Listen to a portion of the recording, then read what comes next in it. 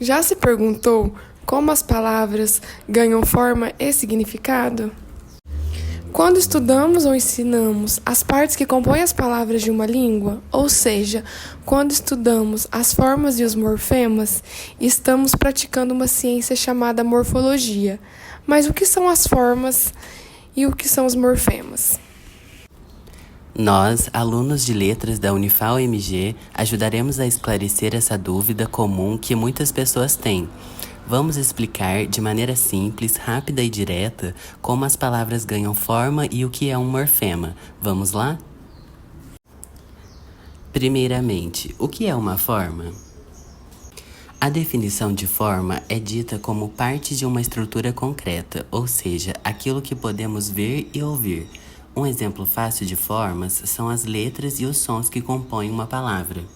Então, a forma refere-se ao que ouvimos, os sons, e ao que vemos, as letras, e pode ser representada por duas unidades, fonemas e grafemas.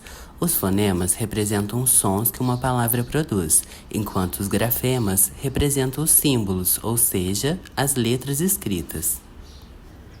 Assim, cada parte que constitui uma palavra no português é chamada de morfe, forma mínima ou simplesmente forma. Cada valor de sentido que uma forma traz em si é chamado de morfema. Portanto, o morfema é representado pela forma, mas não é a forma.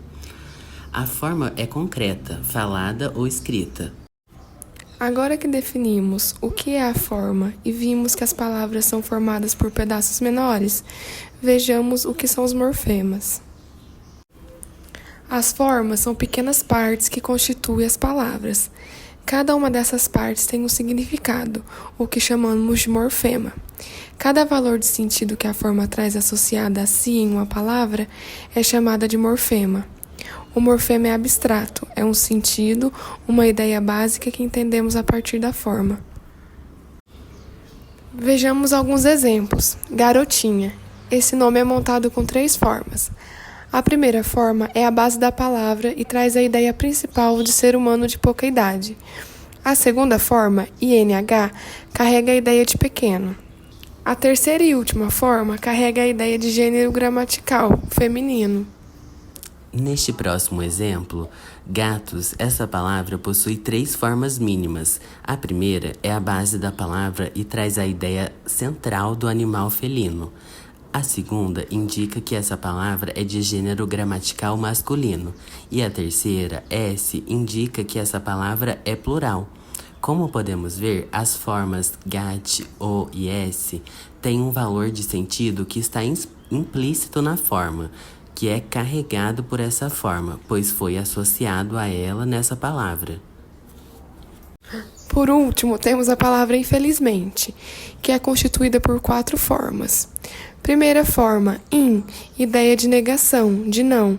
Segunda, feliz, é a base da palavra e está relacionada à ideia de felicidade. Terceira, ideia de como é, de modo de ser. Quarta, indica que essa palavra é um nome que não tem variação de gênero, não muda em masculino e feminino. Bom, agora que nós conseguimos conhecer um pouco mais sobre esse tema, nos despedimos por aqui.